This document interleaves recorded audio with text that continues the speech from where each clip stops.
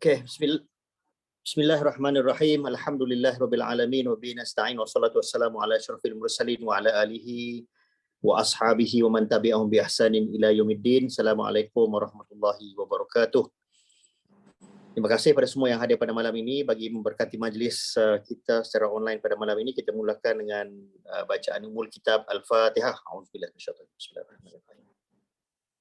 Iyyaka na'budu wa iyyaka nasta'in ihdinas siratal mustaqim siratal ladzina an'amta 'alaihim ghairil maghdubi 'alaihim waladdallin. Amin.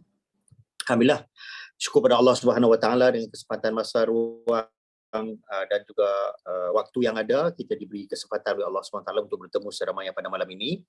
Walaupun topik ini tidaklah sehangat topik PRU Mr. Bala, tetapi dia tidak boleh dikesampingkan memandangkan ini adalah merupakan PRU ni dia bermusim, tetapi Continental ini adalah emas ni adalah satu yang safe haven Mr. Bala. Jadi tak nak kita kena bercakap, berbincang dan juga bertanya khabar tentang emas ni.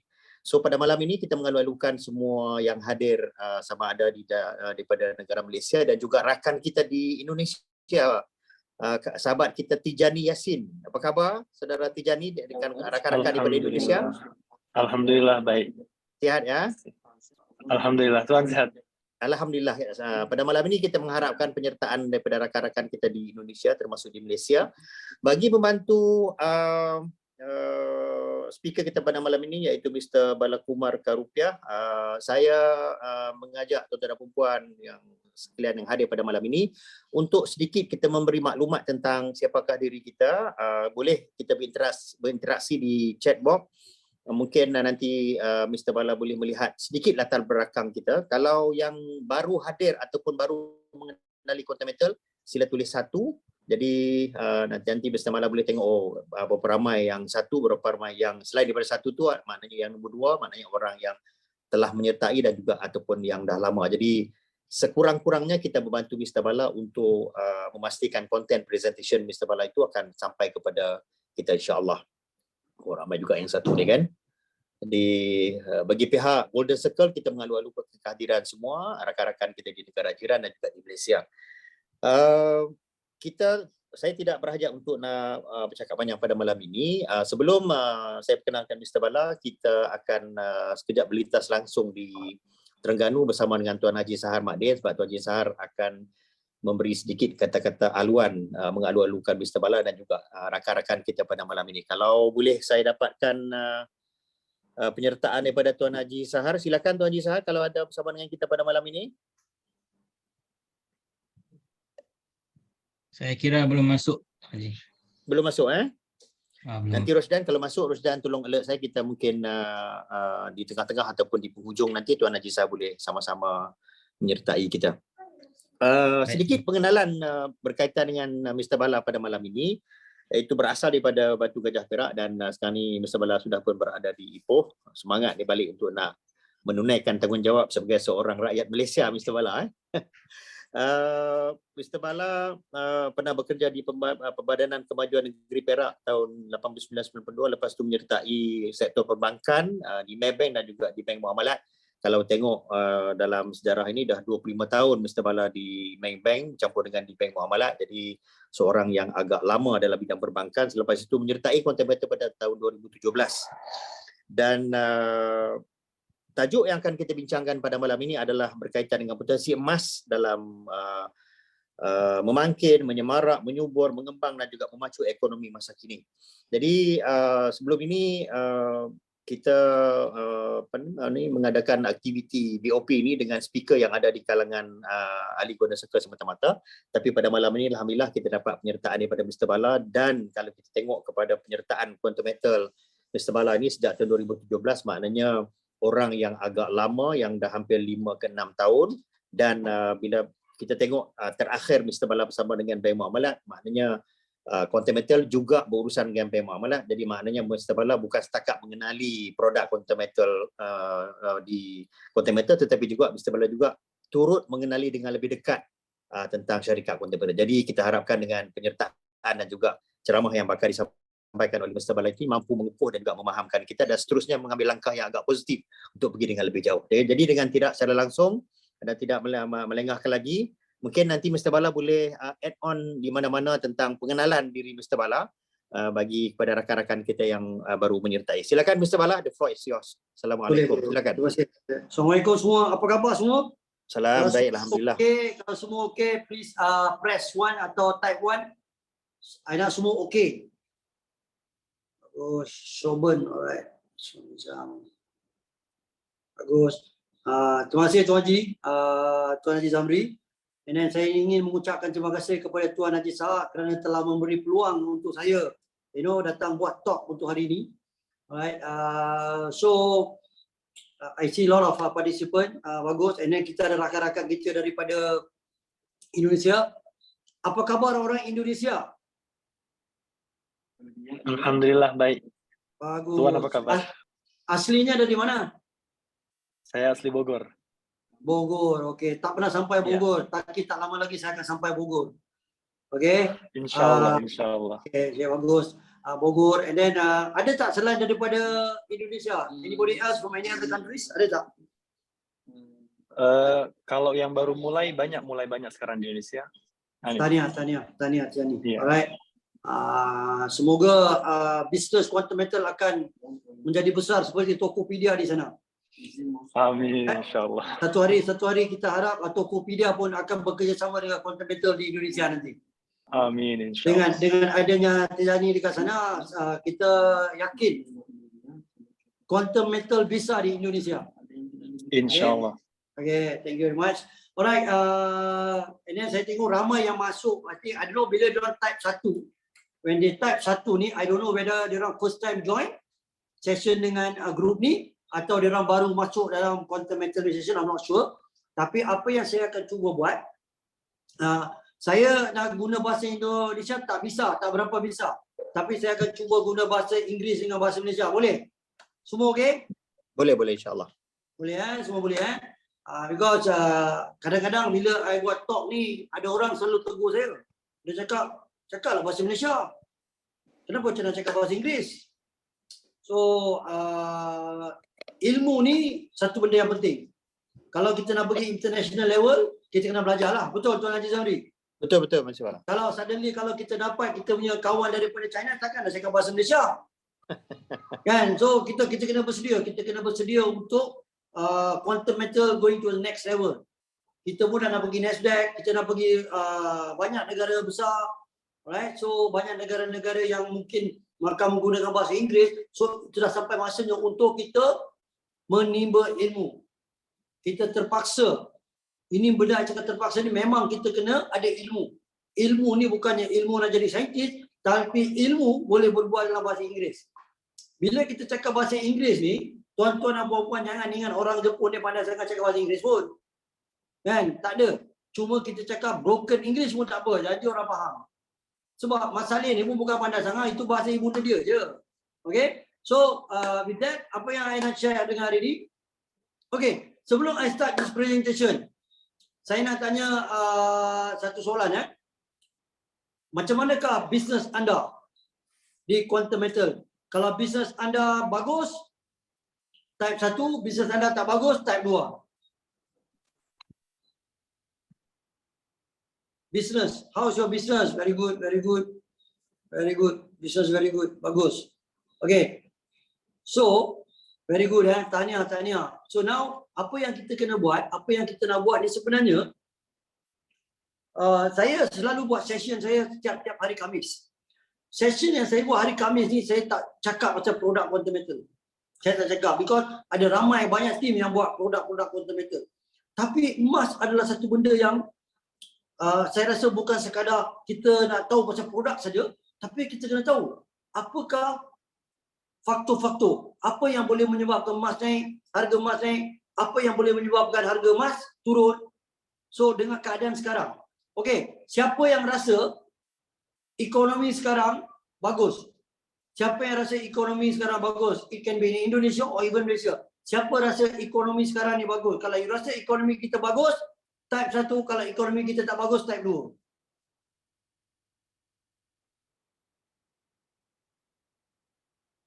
Okay, bagus. Ramai yang cakap tak bagus. Haji, boleh tak kita unmute siapa-siapa untuk bercakap? Boleh? Kita unmute Boleh. anybody? Boleh, boleh. Siapa yang nak berbual dengan saya? Kita berbual 1 minit atau 2 minit. Yang type 2. Siapa-siapa? Haji boleh pilih. Siapa-siapa pun boleh. Boleh. Kita open to the floor. Siapa yang berminat untuk nak berinteraksi langsung dengan Mr. Bala, silakan. No problem. Ini Ada peluang. siapa-siapa? Silakan. Saya Siti dari Batu Gajah. Oh, daripada Batu Gajah. Siti. Silakan. Siti di sana, Siti di sini, Siti di mana-mana. Silakan Okay, buat. Siti. Okey, saya rasa kenapa ekonomi tak bagus Mr. Bala? Ya. Kenapa? Because I feel like almost everybody is suffering. Not enough money, too much expenses, harga barang mahal, gaji masih di situ, inflasi is hiking. So saya rasa itu tanda-tanda ekonomi tak bagus. Okay, very good.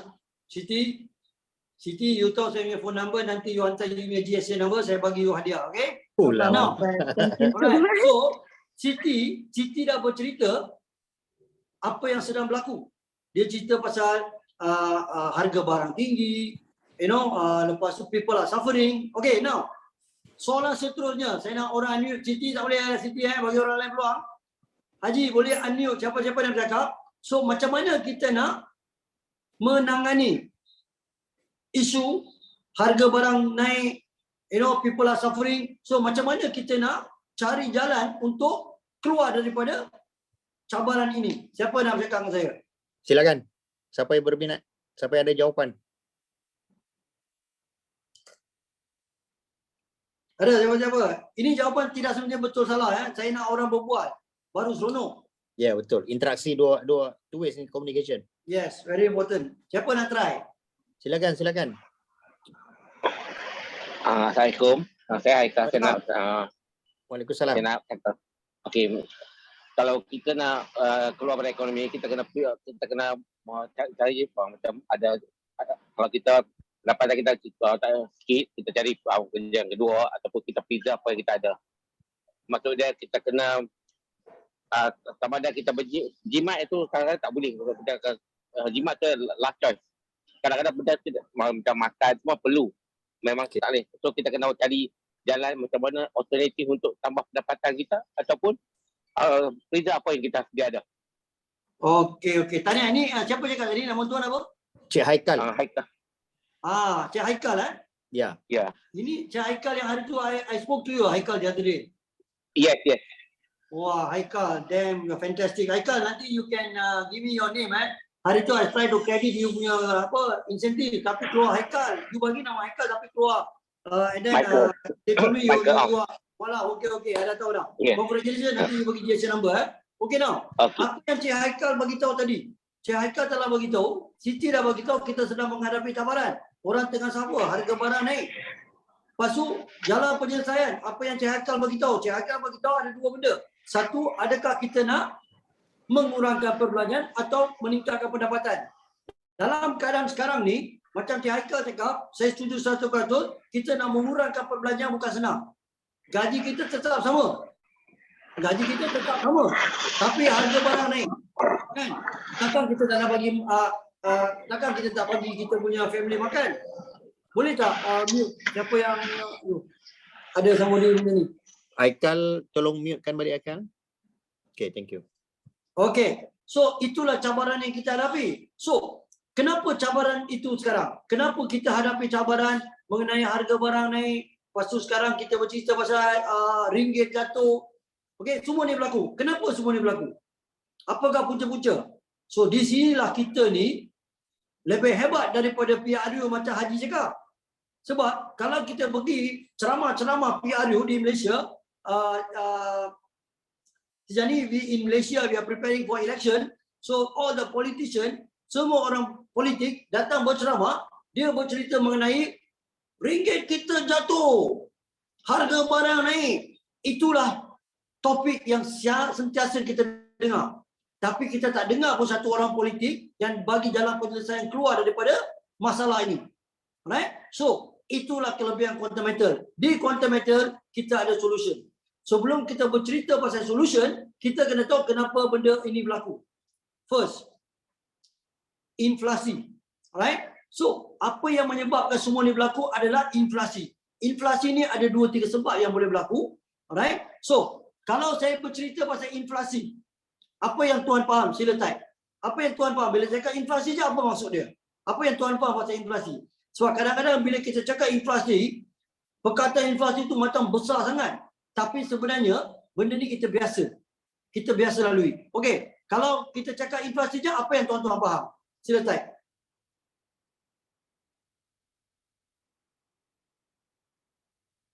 Okey, nilai mata wang jatuh, nilai mata wang kecil. Okey, alright.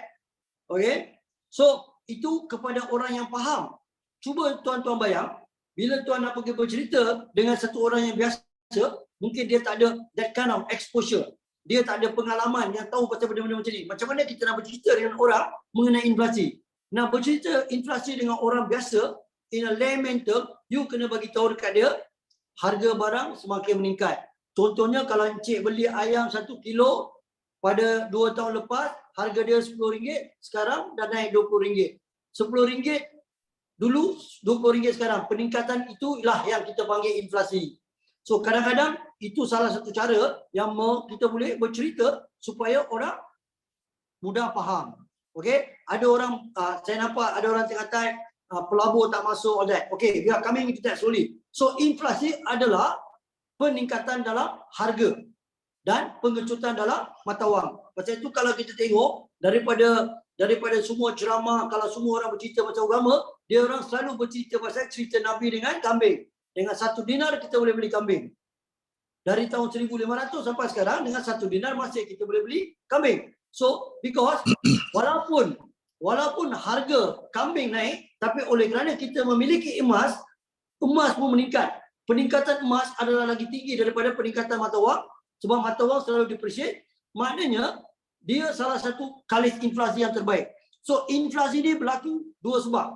Satu, kalau dari segi ekonomi, bila kita punya dana dalam pasaran terlalu banyak dan barang terlalu sikit, so barang akan jadi mahal. Itu salah satu.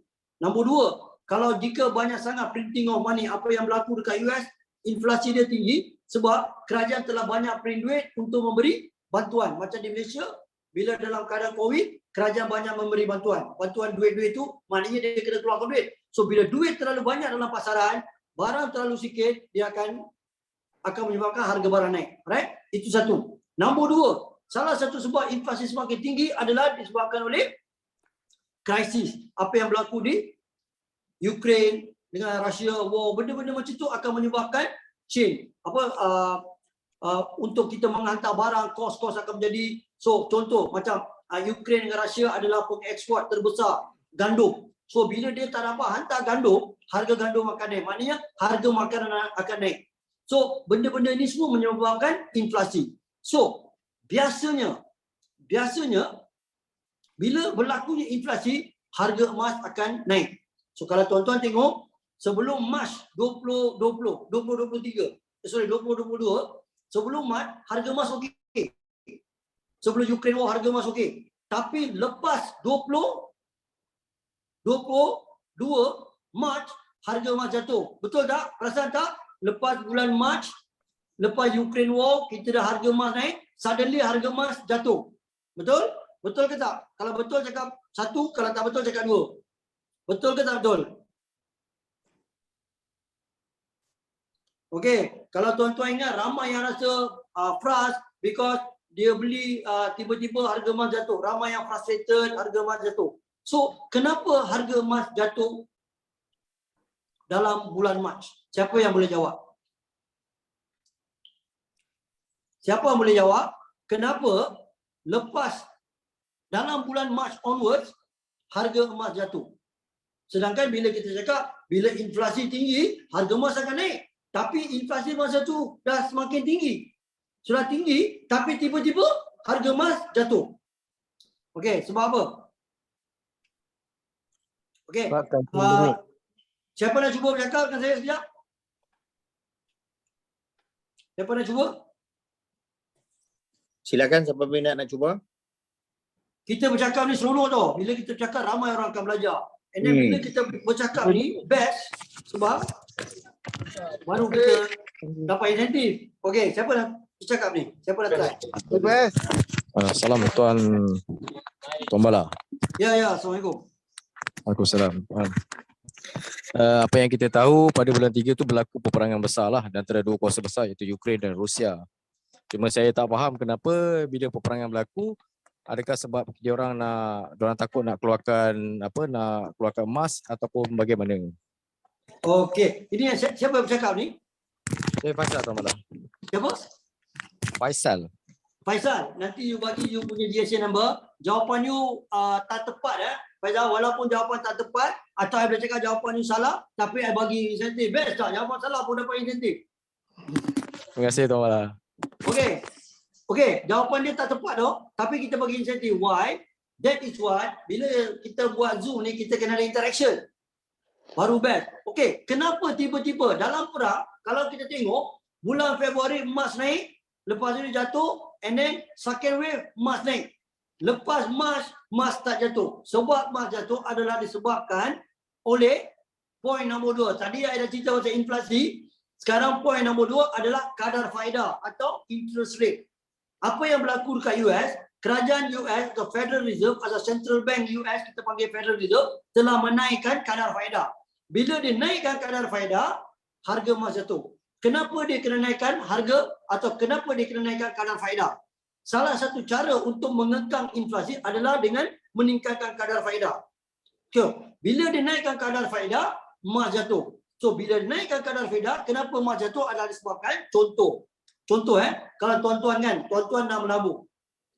Bila tuan-tuan nak melabur, contoh dekat fixed deposit bank.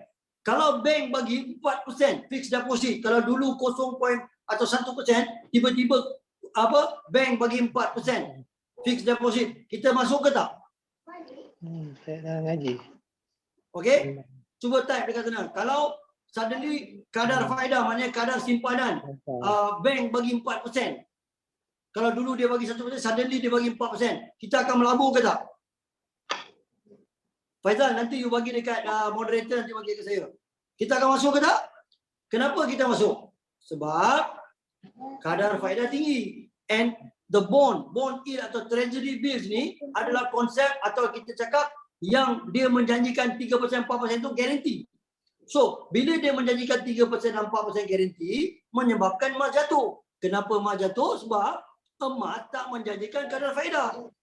Macam itu dekat Malaysia, kalau kita tahu ramai orang kena scam, because dia cakap emas bagi dividen tiap-tiap bulan, itu semua menipu.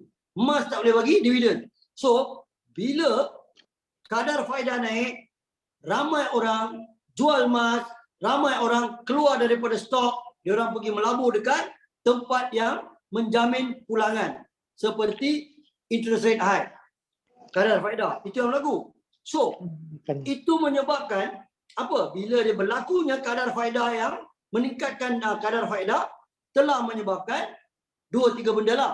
So, peningkatan kadar faedah ni, satu, baik untuk pelabur. Tapi tidak baik kepada orang yang mempunyai pinjaman. Okey, kalau tuan-tuan ada pinjaman sekarang, bila BLR dinaikkan atau OPR dinaikkan oleh bank negara, kita bayar lebih ke kurang sekarang? Kalau berlebih type 2? Mana Syawal.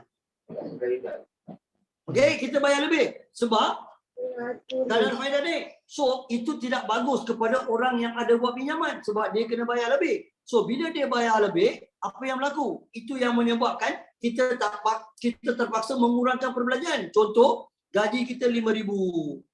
Alright? Dengan gaji RM5,000 ni, contohlah kita bayar kita punya perumahan mungkin dalam RM1,500. Tapi oleh kerana peningkatan kadar faedah, mungkin kita kena bayar RM2,000. So maknanya kita terpaksa mengeluarkan duit lebih untuk berbelanja. So bila kita mengeluarkan duit lebih untuk belanja, akan menyebabkan masalah untuk kita sebab mungkin duit tak cukup. Apa yang seperti cakap, people suffering, dan apa yang Haikal cakap. So dalam keadaan macam ini, ada pihak yang akan untung. Yang akan untung adalah kepada pelabur yang pergi melabur dekat US. Maknanya bila kadar faedah tinggi di US, ramai orang akan melabur di US sebab dia membagi jaminan 4%. Contoh. So bila dia bagi 4%, apa akan berlaku? Semua pelabur-pelabur akan pindahkan dana daripada negara-negara seperti Europe atau Asia pindah ke US. Sebab dana dia tinggi. So bila dia pindahkan dana ke sana, bila interest rate naik, bila ramai banyak permintaan untuk USD akan naik ke turun? Sila type. Bila permintaan untuk bond di US tinggi, USD permintaan maknanya dia kena pindahkan duit dalam USD akan naik ke turun? Dia akan naik. Nampak tak? So bila USD naik, okay, bila USD dah naik, bila interest rate naik, USD naik, that is where the bond yield dia bagi rate tinggi. So bila dia dah bagi rate tinggi, itu menyebabkan harga emas jatuh. So perang ni kalau kita tengok sekarang pun perang dekat Ukraine masih berlaku lagi. Perang dekat Syria masih berlaku lagi. Tapi perang macam mana yang boleh menyebabkan harga emas naik? Contoh, mula-mula dia start perang, bila Russia involved, memang akan ada isu perang besar. Sebab Russia adalah negara-negara nuklear.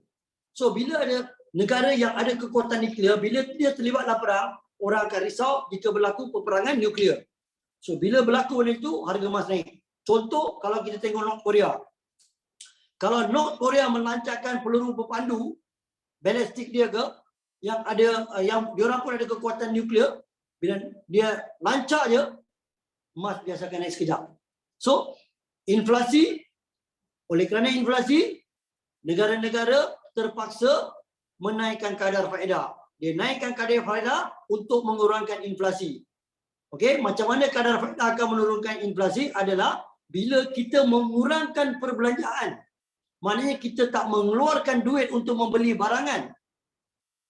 Atau kita mengurangkan pembelian harga barangan. Harga barangan akan jatuh ke naik?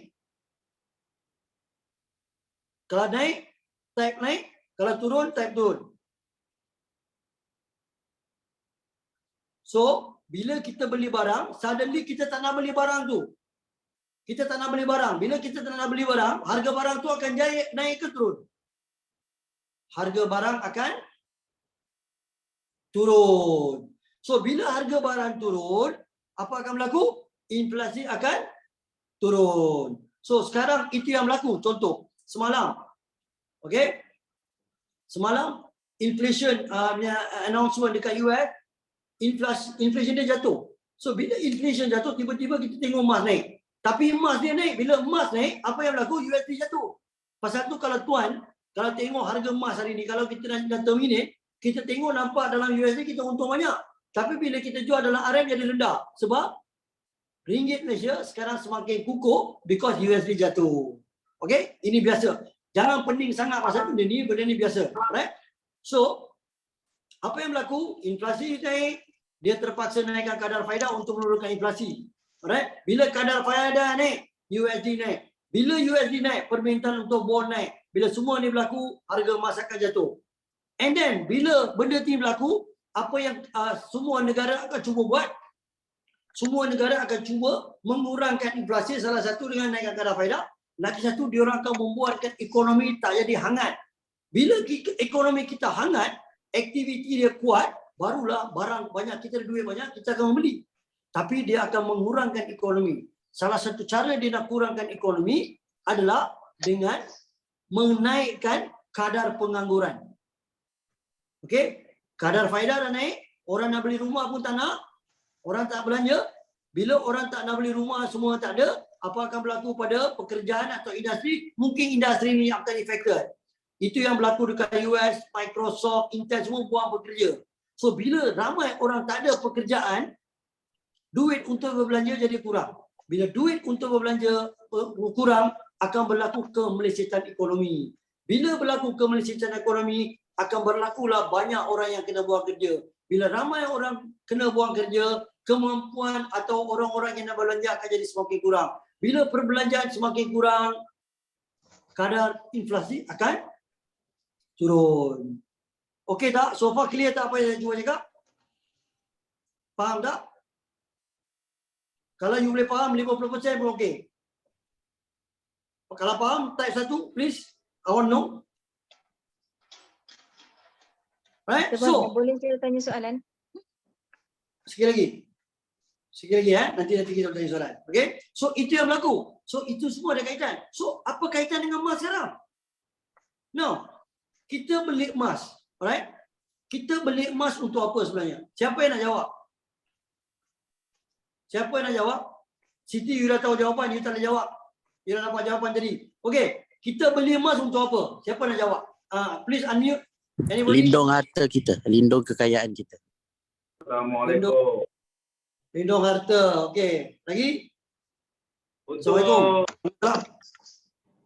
untuk menyerap inflasi. Okay, that means hedge against inflation lah. Okay, against inflation. Lagi? Ada lagi cuba tak? Apa dia? Menyimpan untuk masa depan. Menyimpan Okay, 3 jawapan ni Ada yang cakap lindungi harta kita to preserve your wealth. Lagi satu to hedge against inflation. Ada lagi satu cakap menambah harta, betul? Betul kan? Now. So bila kita kena beli emas? Bila kita kena beli emas? Bila ada duit. Bila ada duit. Okey, ada duit. Lagi? Siapa nak try? Bila masa harga emas turun. Okey, siapa yang jawab tadi harga emas turun? Saya, Asmaliza. Asmaliza, you tahu kan bila harga emas akan turun? Tengok. Asmaliza. Asmaliza, tahu kan bila harga emas akan turun? Bila-bila masa saja.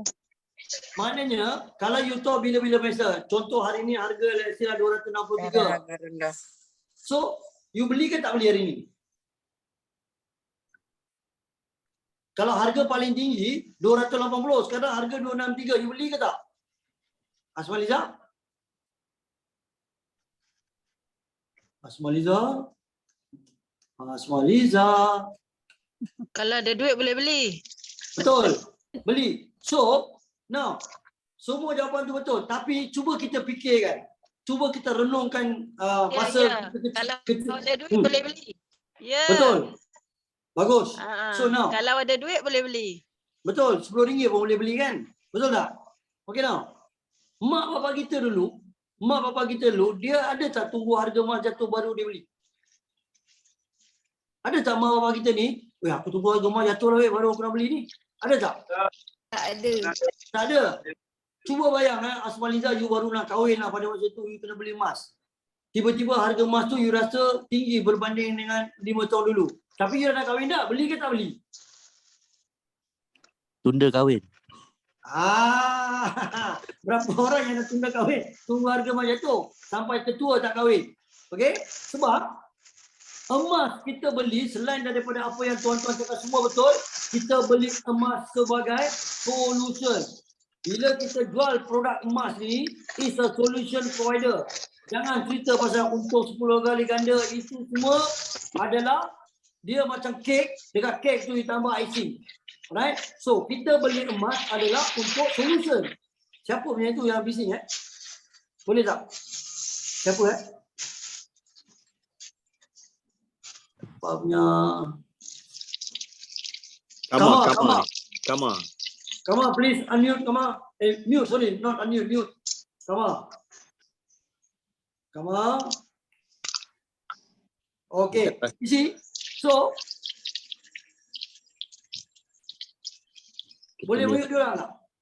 Okay, good. So now, apa yang berlaku? So, mak bapak kita beli emas because dia tahu solution. Dia pun tak tahu apa yang akan berlaku masa depan. Dia tak tahu. Tapi dia tahu bila ada masalah, dia boleh ambil emas tu, dia boleh pergi basuh dekat pajak gadai.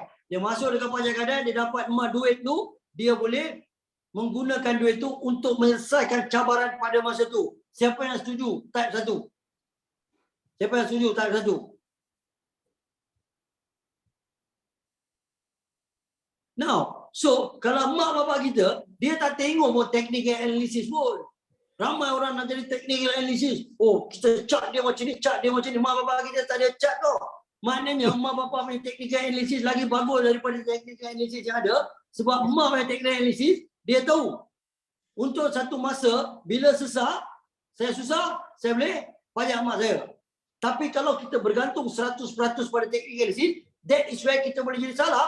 Sebab kita selalu tengok chart, and then kita rasa daripada chart ni harga emas boleh jatuh. Tuan-tuan dan puan-puan, I'm not saying technically tak bagus tapi untuk quantum metal punya produk, benda tu tak sesuai. Sebab quantum metal, we are talking about long term. Technical analysis sesuai untuk orang yang buat trading. Orang yang main forex dia sesuai. Sebab dia punya piece movement dia senang, sekejap. Tapi bila you gunakan benda tu, then you can go wrong. Kenapa? Just to share with you, semalam sebelum the PPI data keluar, ramai orang mengatakan, oh emas nak jatuh. Because based on chart reading, dia cakap emas boleh jatuh. Tapi bila keluar je PPI punya result, emas naik. Maknanya, the technical analysis pun akan banyak bergantung pada news. Bila news akan mengubah harga. So, kita tak tahu bila news nak datang. So, apa yang kita patut beli? Kita beli emas, bila ada duit je kita beli. Sebab kita beli emas untuk solution provider. Untuk membuktikan apa yang saya cakap. Emas ni sebagai solution provider kepada yang muda-muda, yang muda-muda macam saya, kalau yang pernah hidup pada tahun 1997 yang belum lahir, mungkin kita tak tahu siapa yang dah mengalami krisis ekonomi 1997. Ada tak siapa-siapa have gone through the 97 crisis, Asian financial crisis? Tijani, berapa umur Tijani pada masa umur 1997? Umur berapa? Berapa umur Tijani? How old are you in 1997?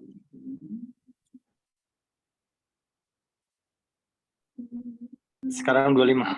Doi, 25. Sudah lahir ke belum 2007. Dekat-dekat IT sudah lahir kot. Okey, siapa yang have gone through that situation pada tahun 1997? Ada yang 7 tahun, all that kan? Alright? Baru lahir. Okey, Haji Zamri confirm lalui. Betul, right? betul. Haji Zamri kita lalui lah sebab saya rasa kita ni umur lebih kurang saja. Ya, saya muda sikit. Saya pun pernah. Betul lah, saya pun nampak Haji muda sikit daripada saya lah. Okay, so apa yang berlaku? Lepas ni tuan-tuan, I want you all to go and Google, make sure you Google. In 1997-98 crisis, bila berlakunya kejatuhan mata wang, Malaysia punya currency against USD 4.5 and then Malaysian government have to peg to 3.8 if not mistaken. Apa yang berlaku? Pada masa tu, USD naik. Semua negara-negara yang banyak buat pinjaman dengan IMF, International Monetary Fund ni, dia kena bayar 2 kali ganda atau 3 kali ganda sebab mata wang dia dah jatuh sebab dia buat pinjaman dalam USD. So, pada masa tu, in Malaysia, Perdana Menteri pada masa tu, Dr. M, ada beritahu siapa yang boleh donate emas kepada kerajaan. Haji ingat lagi tak Haji cerita tu? Haji Zamri? Ya, Mr. Bala. Ingat lagi tak? Tahun 97 Dr. M minta sedekahlah emas kepada kerajaan. Betul? Betul. Tapi tak ramai pun derma kan? Betul tak? Ya, betul. Okay, this is what saya nak semua orang pergi Google. In 97-98 crisis, South Korea telah meminta rakyatnya untuk menderma emas supaya dia dapat keluar daripada masalah membayar hutang kepada IMF. Pada masa itu 3.5 juta rakyat rakyat Korea telah menderma dalam 221 tan emas. Bayangkan 3.5 juta rakyat Korea telah menderma lebih kurang dalam 220 tan emas. And 220 tan emas tu bukan boleh dikumpul dalam setahun. Dia telah mengumpul berpuluh-puluh tahun, 20 tahun, 15 tahun dia kumpul. Dia terpaksa menjual emas anak, dia memberi, bukan menjual, dia memberi dengan free kepada kerajaan emas untuk menyelamatkan negara. So, at that point of time, South Korea adalah negara pertama yang telah berjaya keluar daripada masalah 1997 financial crisis. So, pergi Google apa yang tercakap, verify apa yang cakap betul ke tak. Pergi check. And kenapa saya bercerita benda ni? Sebab kalau pada masa tu rakyat memungkinkan, oh saya kena tunggu harga emas rendah baru saya beli, negara lumpuh. So, maknanya kita kena beli emas pada anytime. Right? Anytime bila ada duit, kita beli. You boleh check. So, itulah kelebihan emas. So, bila kita cerita pasal kelebihan emas ni, bila kita jual produk quantum metal, jangan pergi cerita pasal, oh, di quantum metal, kita ada produk GSA, kita ada produk JE5, kita ada produk JE10. Jangan cerita macam tu. Sebab kita nak cerita macam mana keadaan ekonomi sekarang akan membantu kita. Contoh kan? Contoh. Tanya dekat dia orang, emas tu rasa okey ke tak? Percayalah 98% akan cakap okey. Alright? So, kenapa mak bapak kita beli emas Dia orang akan jawapan. Yang paling bagus, kenapa negara-negara membeli emas? Kalau negara macam USD dah highest keeping gold reserve dalam dunia sekarang, kenapa negara kena beli emas? Kenapa? Sebab emas akan jadi satu penyelamat pada masa terdesak. Because in the world, ramai orang gunakan reserve. Reserve apa? USD. So, pasal itu negara untuk mengimbangkan reserve USD ini, dia terpaksa memiliki emas. Cuba bayang tuan-tuan, kalau satu negara pun perlukan emas, tuan-tuan rasa individu macam kita perlukan emas ke tak? Kalau perlu type 1?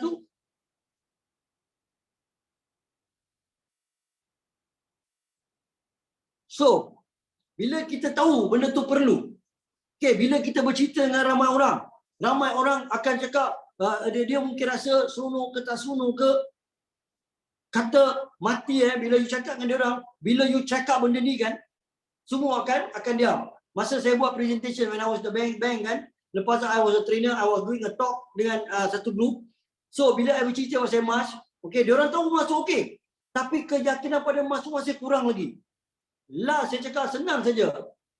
Nabi pernah bersabda, akhir zaman kita akan gunakan dirham. Saya tanya dia orang, you percaya tak cakap Nabi? Percaya. So you rasa apa yang Nabi cakap tu betul tak? Betul. Pasal tu you kena beli emas. You jangan percaya cakap saya. You percaya cakap Nabi je. Sebab dalam Al-Quran, dalam Bhagavad Gita, dalam Nabi semua dah sabda benda ni dah. Tapi manusia masih nak mempertikaikan, masih nak gunakan teknologi.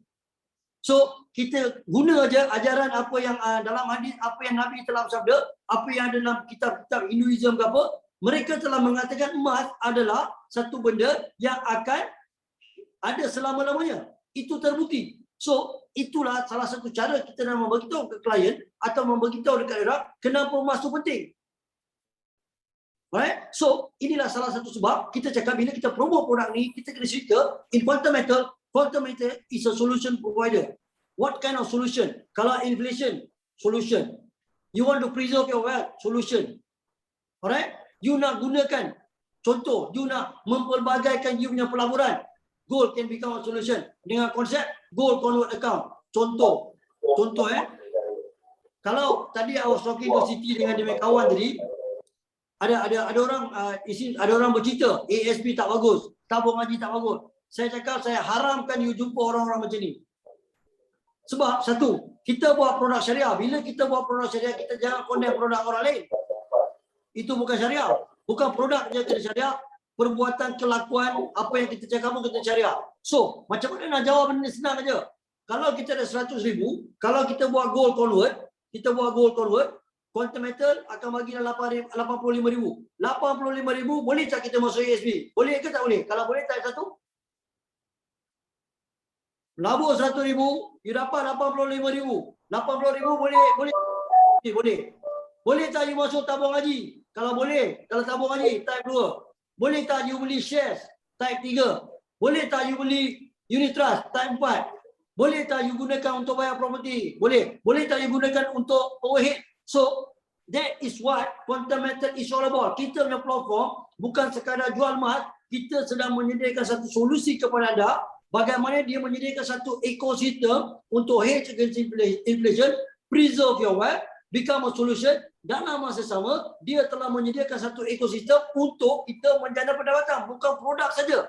Dia telah memberi peluang untuk kita menjana pendapatan as a second income atau third income. Maknanya apa yang kita cuba cakap, kalau tuan-tuan dan puan-puan masih bekerja, jangan tinggalkan kerja tu. Quantum metal akan jadi your second income or third income. Why you need to do a second income or third income? Because kita tak tahu apa yang akan berlaku pada masa akan datang. Hanya Tuhan yang tahu.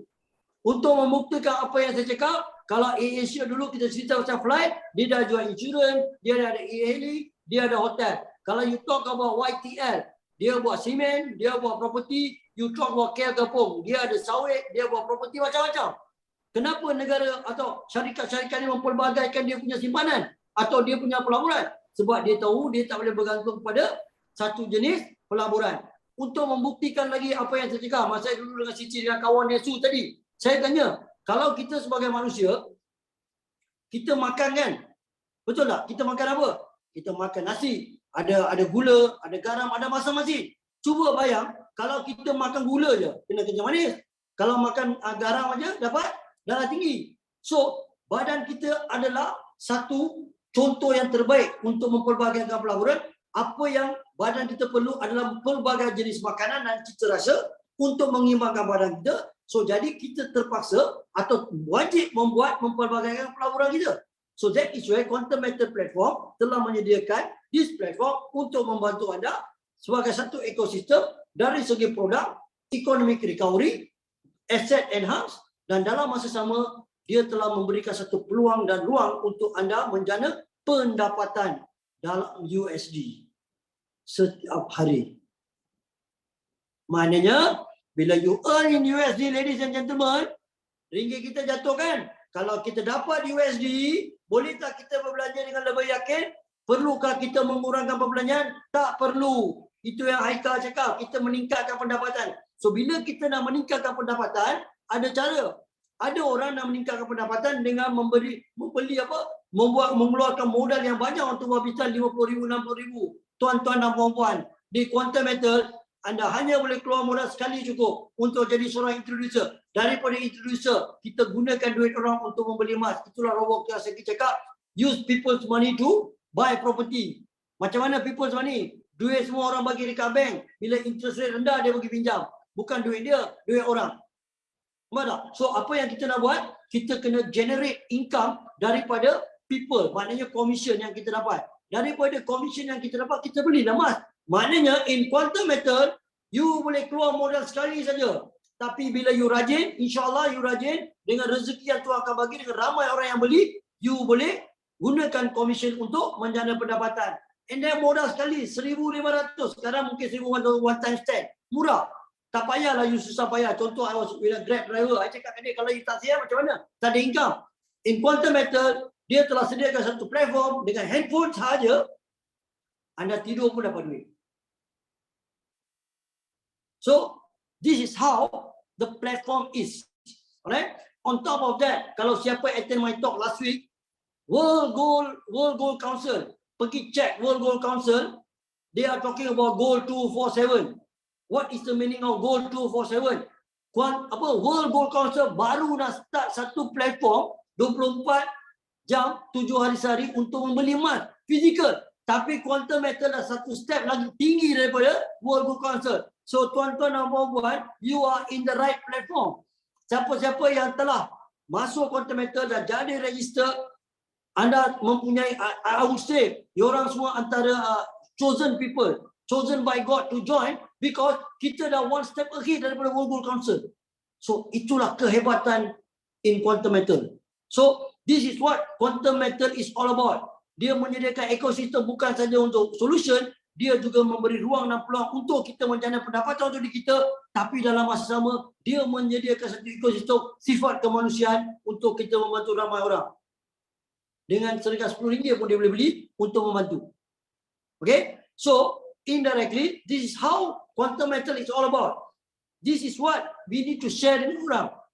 Bagaimana dia jadi solution provider. Jangan jumpa klien cakap, oh Quantum Metal kita ada produk kan. Produk dia GSA macam ni, produk GCA macam ni, tak perlu. You kena mencerita bagaimana gold boleh jadi solution.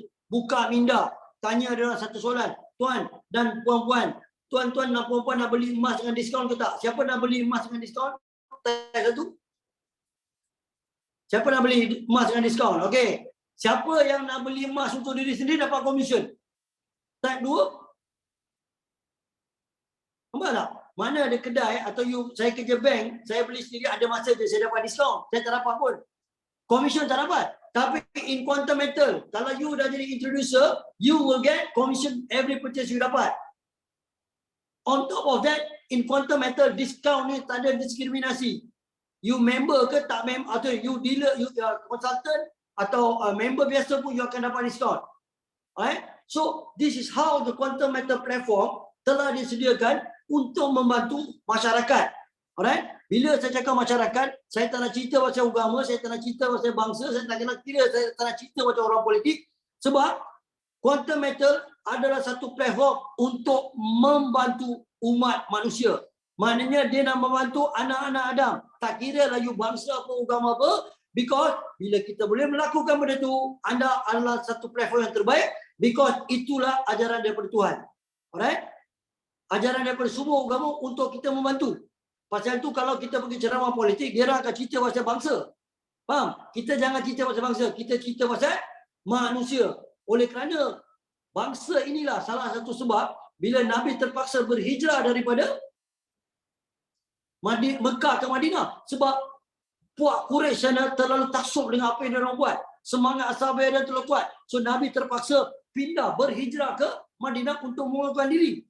Sebab Nabi bawa agama. Dia orang fikir pasal bangsa. So kita memikirkan agama dan kita fikirkan umat manusia sebab agama mengadak kita benda baik. Garanti buat benda baik, tak kira agama apa pun. Cara menyembah je berbeza, tapi niat untuk membantu sentiasa ada. Dan kita letak semua manusia sama. Alright? Kita tengok dia sebagai manusia, cuba bayangkan kalau itulah saudara mara kita, adik-beradik kita, mak bapak kita, itu yang kita nak. Because in quantum metal, we are talking about family. Kita nak you take care of your family first. Your family always come first. Take care of your family, the business will take care of itself. Doa mak bapak penting. Jangan abaikan mak dengan ayah. Sesiapa yang abaikan mak dengan ayah, kalau you rasa berjaya, sementara saja pasti akan jatuh. Kalau you ada isteri, kalau you ada anak, minta dia orang doakan untuk kejayaan dengan kita. And paling penting in quantum metal, you kena jujur. You kena jujur. You kena paling penting dalam jujur. Because kita buat produk syariah, kalau kita cerita pasal agama, jangan jual produk dengan jual testimoni. Saya telah beli produk ni dalam 10 hari, saya dapat 80%. Itu adalah konsep-konsep money game. Jangan sekali-kali buat macam itu. Because it doesn't work that way. You buat 10, dalam 10 hari kita buat 80%, bukan pasal kita hebat. Sebab harga emas naik. Kalau harga emas jatuh. So, inilah tuntutan dalam agama pun. Kita kena jujur. Pasal itu bila Nabi berjual beli, dia akan cerita pasal kelemahan produk kita. Tak ramai orang yang bercerita pasal kelemahan JE times 10. Dia cakap untung je, kalau harga jatuh dia tak cerita. So bila harga jatuh orang tension. Alright? So kalau kita kembali kepada keagamaan, kita kembali kepada quantum metal platform. Niat quantum metal, apa yang kita nak buat? Bagaimana dia telah menyediakan satu ekosistem yang terbaik dan kita pun sebenarnya satu step lagi tinggi daripada World Gold Council yang baru nak buat. Apa lagi yang kita tunggu? Buatlah satu benda dengan penuh kejujuran, keikhlasan dan yakinlah, rajin. Because Tuhan pasti akan memberi kita rezeki. Cuma cepat dengan lambat. Right? So, with that, I pass back to kita punya Tuan Haji Zamri as a moderator. Thank you very much. Okay. Terima kasih kepada Mr. Bala yang Alhamdulillah memberi satu presentation yang amat energetik pada malam ini. Dan banyak maklumat kita dapat mampu membuka minda dan juga memberi pencerahan kepada kita dan juga suntikan, bagi saya suntik yang hujung-hujung tu satu suntikan bagaimana untuk kita telus dan juga transparent terhadap apa yang kita nak ketengahkan kepada masyarakat kita yang lain. Jadi Alhamdulillah, terima kasih kepada Mr. Bala. Saya menjagakan ramai yang berhajat untuk nak berinteraksi langsung dengan Mr. Bala pada malam ini. Jadi saya tengok ada beberapa orang yang telah mengangkat tangan ni. Jadi Mr. Bala, kita buka untuk Q&A boleh Mr. Bala? Boleh. Okey, silakan tuan-tuan dan puan-puan yang berminat pada malam ini untuk nak berinteraksi langsung, nak tanya soalan, sebab tadi saya nampak ada waktu Mr. Bala tengah present tu ada beberapa yang nak tanya soalan. So silakan tuan-tuan dan puan-puan.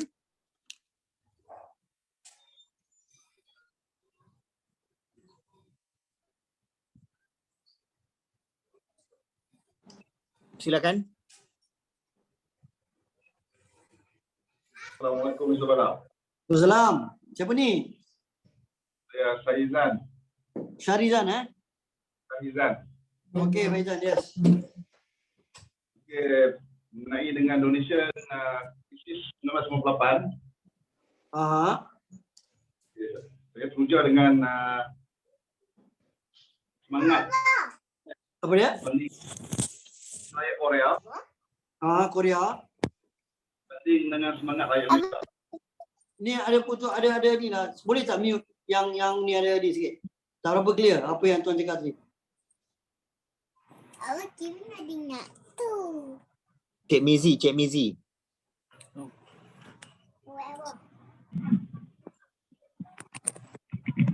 Okey, silakan Cik Zaizan. Mungkin rakyat Malaysia ni semangat patriotik dia tu kurang berbanding dengan rakyat Korea. Itu yang Indonesia dan rakyat Korea tu lebih tinggi daripada rakyat Malaysia. Jadi ini adalah peranan kerajaan lah. Patutnya lepas krisis 1998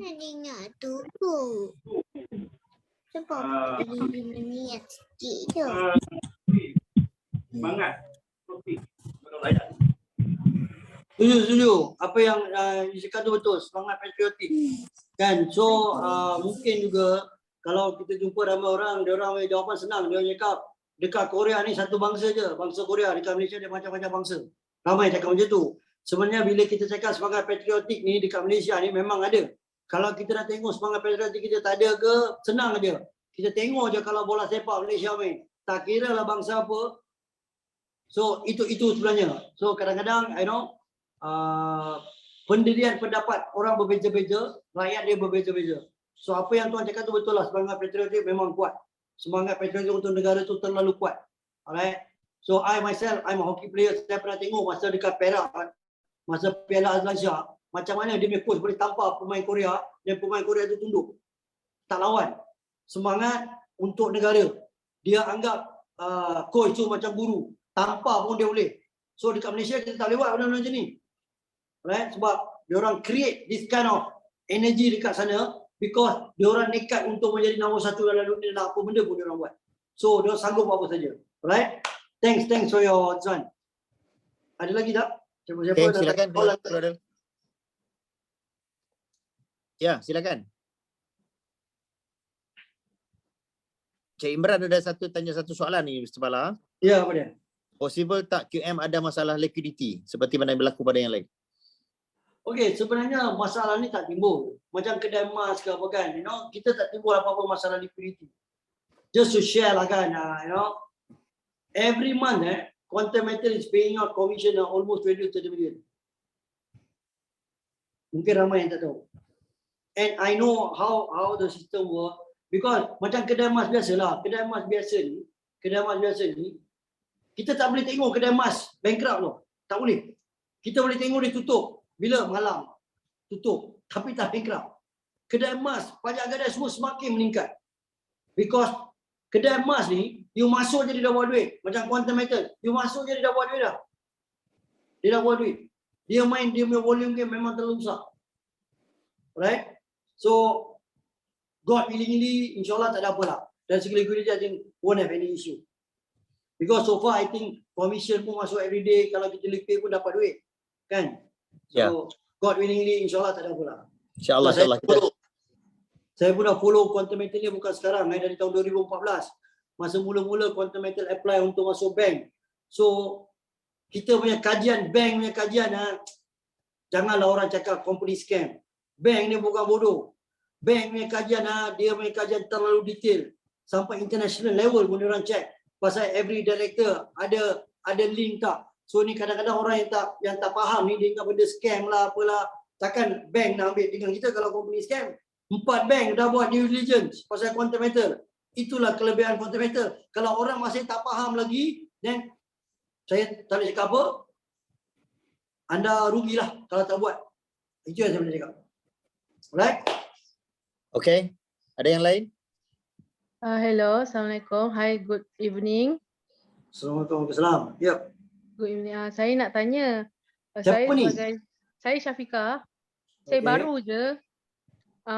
Saya dalam satu generasi yang tak berapa ambil tahu pasal ekonomi.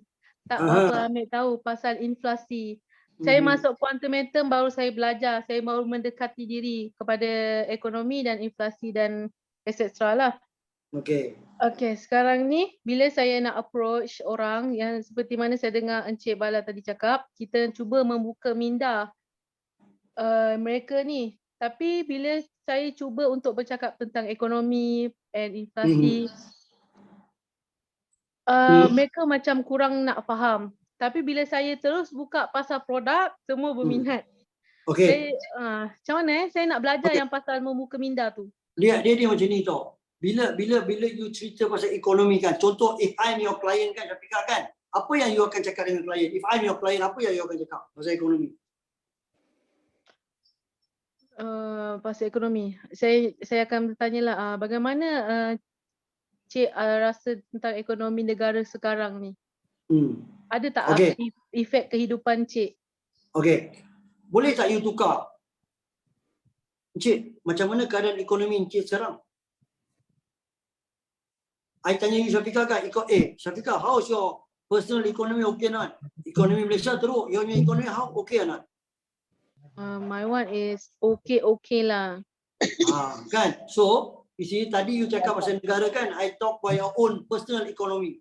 Because personal economy are affected, betul tak? So, micro and macro. Macro is negara punya ekonomi. You go on individual. Okay. And tadi you cakap kan, bila you cerita pasal produk kan, apa yang you cerita pasal produk yang dia berminat? I cerita pasal produk yang berminat. Macam you cakap kan, bila you cerita pasal ekonomi orang susah, tapi bila you cerita pasal produk senang. Okay, first I cerita yang dia berminat bila I cerita GCA. Kita dah beli 1,000, lepas tu dia berminat bila dapat pulangannya besok. Tapi nilai emas still dengan harga 1,000 lagi. Very good Syafiqah. Very good. Tell me Syafiqah kan, so what I'm trying to tell you, bila kita jumpa pelanggan kan, ada pelbagai jenis pelanggan, betul tak? Ya. Ada yang mungkin dia dengar benda tu dia rasa okey, ada yang tak okey. So, dalam whenever you attend any session, any talk macam ni kan, sebenarnya you sudah mendapat idea.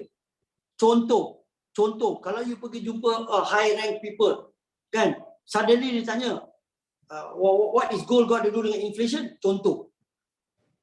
Kan? So maknanya, ada masa kalau kita bersembang dengan orang A, mungkin cara kita A. Bila kita jumpa dengan orang B, cara kita B. Bila jumpa orang C, cara kita C. Maknanya, ada macam-macam cara kita nak approach. So apa yang saya cakap tadi, salah satu cara saja Syafiqah. So, cara you bagus. Kalau orang tu beli, bagus. Very good. InsyaAllah, Alhamdulillah, very good. So you should keep on doing that. At the same time, you boleh enhance whatever yang you ada, yang pasal inflasi. Mungkin satu hari nanti, you akan jumpa orang yang tanya soalan-soalan macam ni, then you are ready Syafiqah. So that is what I always tell my team. In quantum metal, we have to be a different class. Saya pernah jadi unit trust, ini agent, I know. Even you talk to a unit trust agent pun, apa yang dia buat, dia dapat fund fact sheet atau dia tengok fund fact sheet tapi dia orang punya data semua datang daripada fund manager. And bila dia bercerita pasal all this kind of thing, dia akan copy paste.